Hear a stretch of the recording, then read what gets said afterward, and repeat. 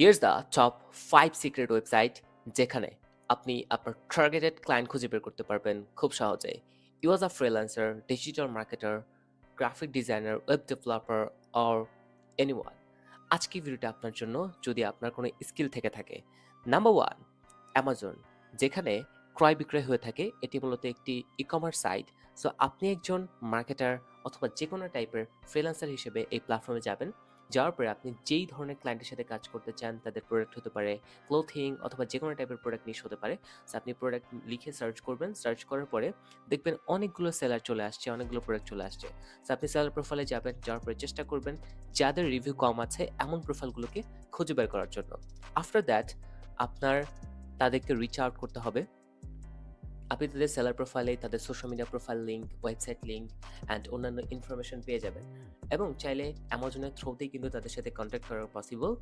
So আপনি চাইলে অ্যামাজনে কন্ট্যাক্ট করতে পারেন, এছাড়াও তাদের সোশ্যাল মিডিয়া প্রোফাইলেও কন্ট্যাক্ট করতে পারেন। হ্যাঁ, মেক শিওর আপনি অবশ্যই চেষ্টা করবেন যে তাদের আসলে কী ধরনের গ্যাপ আছে সেটা খুঁজে বের করার জন্য। ইউ অ্যাজ আ মার্কেটার আপনি দেখবেন যে তাদের আসলে কোনো মার্কেটিং গ্যাপ আছে কিনা, তাদের বিজনেসটা গ্রো করছে কিনা। সো যাদের বিজনেস অলরেডি গ্রো করছে তাদেরকে কিন্তু আপনার রিচ আউট করার কোনো লাভ নেই। এমন কাউকে আপনাকে খুঁজে বের করতে হবে যার বিজনেসটা গ্রো করছে না, তার বিজনেসটা স্টাক হয়ে আছে।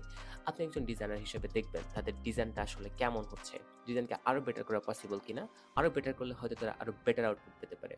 অ্যান্ড আপনার যখন তাদের সেলার প্রোফাইলে যাবেন, আপনি একজন ওয়েব ডেভেলপার বা ডিজাইনার হিসেবে দেখবেন যে তাদের ওয়েবসাইট আছে কিনা।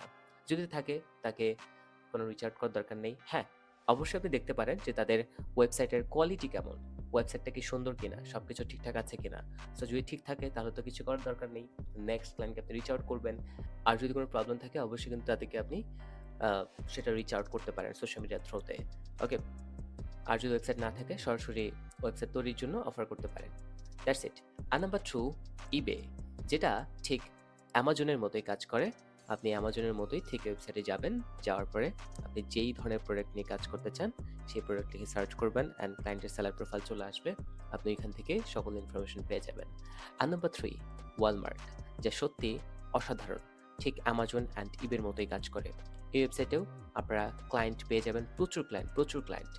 আর নাম্বার 4 Timo, যা সত্যিই অসাধারণ। আপনারা যদি সত্যিই ক্লায়েন্ট পেতে চান তাহলে আমি বলব এটি হবে আপনাদের জন্য অসাধারণ একটি ওয়েবসাইট। আর নাম্বার 5 Etsy।